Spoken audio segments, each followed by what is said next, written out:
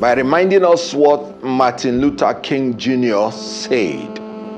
He said, everyone must decide whether he will walk in the light of creative altruism or in the darkness of destructive selfishness. Our leaders, they are now very known worldwide for making a decision to walk in the darkness of destructive selfishness. You can imagine a people that are consumed by insecurity.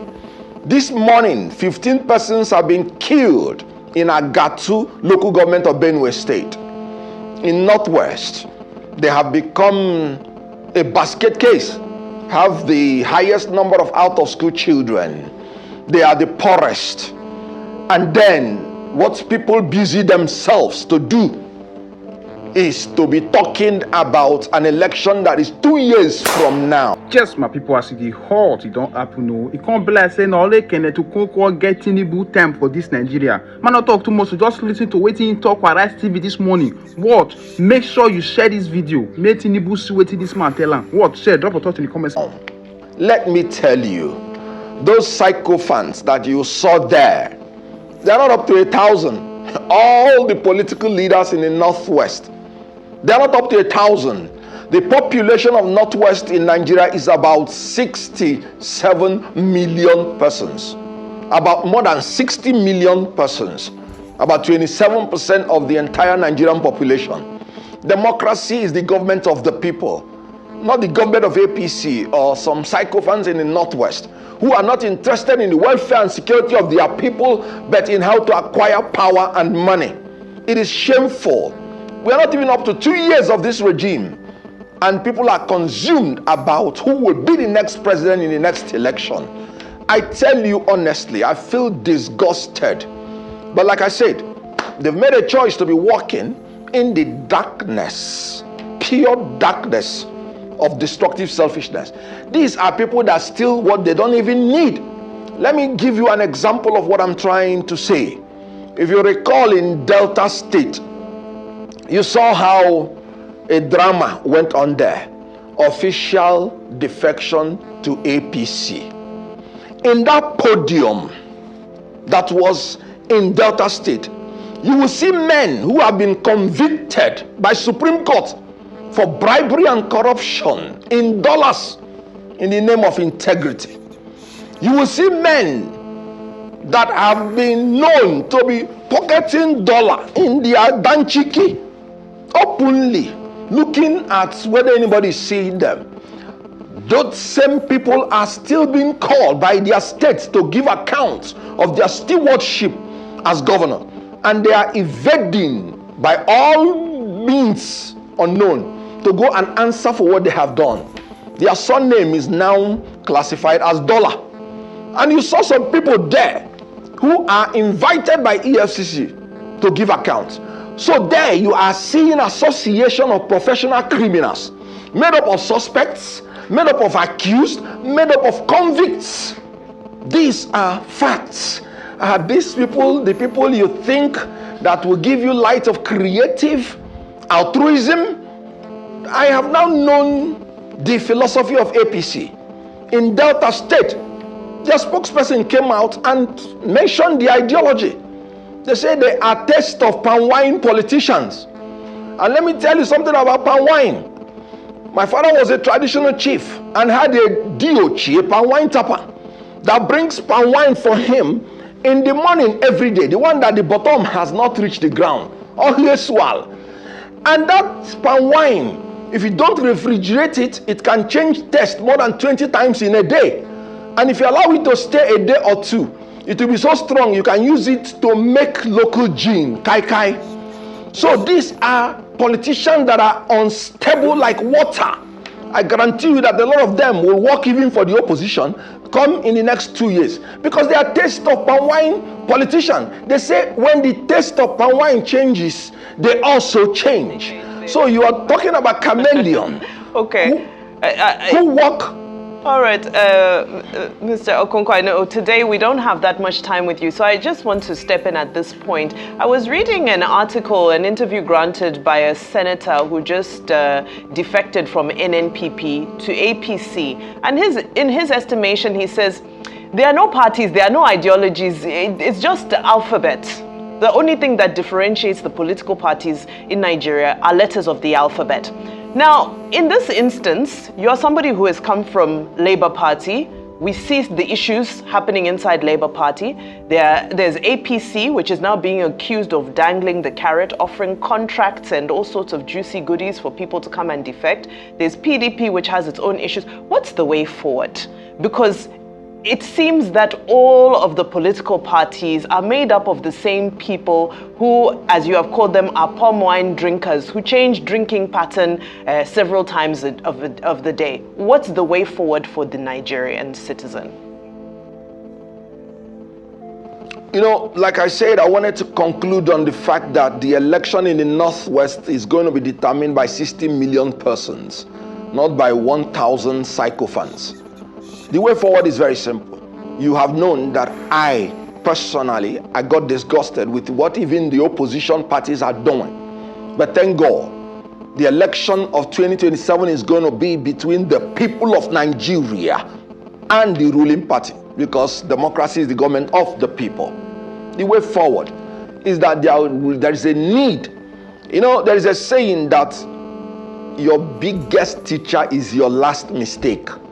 In 2023, the opposition made the mistake of dividing themselves, and then a minority party that got about 37% of the vote now became a ruling party, and you can see the destruction they are making.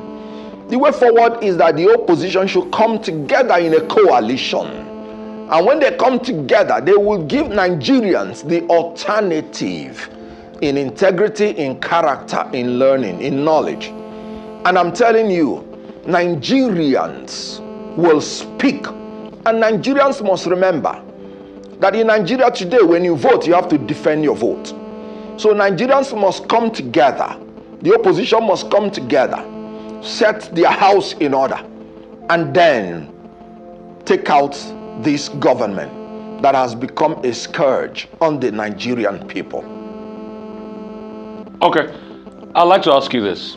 The Punch newspaper ran with a story today that some people are saying Atiku wants to give Peter Obi a running mate ticket for a one-term presidency. What's your take on Atiku and such arrangements like that? Anyway, Atiku camp offers Obi VP role in a one-term deal. What's your take on things like that? Secondly, you say parties have ideology. Can you tell me the ideology of the Labour Party that you were part of? Because, take for instance, I'll give you an instance. Labour is supposed to be pro-workers. The presidential candidate of the Labour Party was a proper capitalist to the core. There was a diversion of ideology in terms of who Peter Obi was and what is supposed to be the Labour Party ideology. So tell me, and I asked this question to Peter Obi many times, tell me what's the ideology of the Labour Party?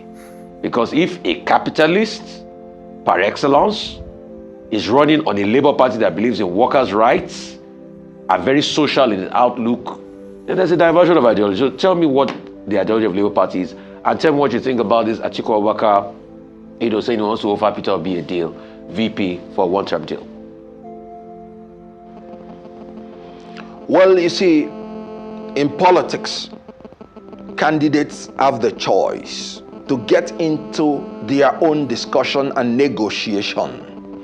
But for me, my own take is that whoever believes that he's qualified to be president should submit himself for a free and fair primary election. That toughness that we're going to face in the primary will determine the person that has the capacity to face the tough challenge in the general election. I am not in the league of people trying to persuade anybody to step down for anybody. That should be the decision of the candidate himself, because I wouldn't want anybody to come out and say, I'm leaving this coalition or this party because I was pressured to give up my ambition. I wouldn't have loved to be this or that.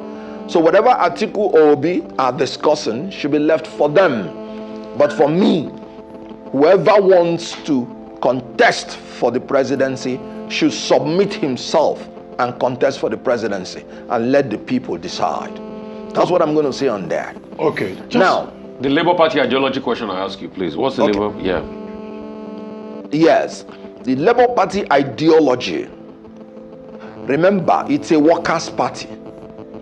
And so it is to build a new Nigerian personality that is altruistic, that is transparent and committed to due process of law in all spheres of our economy, that will care for the security and welfare of workers. And I'm talking about Labour Party. Remember, the politicians entered into Labour Party almost 3 months before the time. So whether they would have integrated their own ideologies is something only God knows, because it's only God that knows what ought to have been or what would have been. Okay, So that's history now. Very quickly. And that is about the best I can say on that. Okay, very quickly, as we Yes, begin to... and I told you already the ideology of APC, taste of palm wine politics. They said it themselves. Okay, just by way of clarification, in less than 1 minute. Now, where do you now stand in the political equation? You say you have left Labour Party. You don't agree with opposition coalition politics. I thought you would even come here this morning and praise President Tinubu and say, it's good that the Northwest has endorsed him. But, you took a different tack. So where are you now in terms of this political game? Or you have left politics to just be a critic? You have joined us on this side. Where are you? Well, I told you that Northwest has not endorsed Tinubu. As a matter of fact, it's even only politicians of APC, so which they are not up to 1,000 persons. So that is, by the way, I told you Northwest is 60 million persons. No, so they have not your own endorsed politics. Tinubu. Your own politics. Where are you now? Where are you now? My own politics, I told you I am a member of the coalition. We have not chosen officially a platform. We are talking, and I am part of the talks. And when we choose a platform, which might not be too long from now, we will inform Nigerians. I told you when I leave a party, it is because of the party itself, not because of another party. So when I leave a party, I go into negotiation because I have to be sure of which people and which party is interested in the security and welfare of Nigerians. You have to assure me, and I have to know the people I am going to enter into such party with.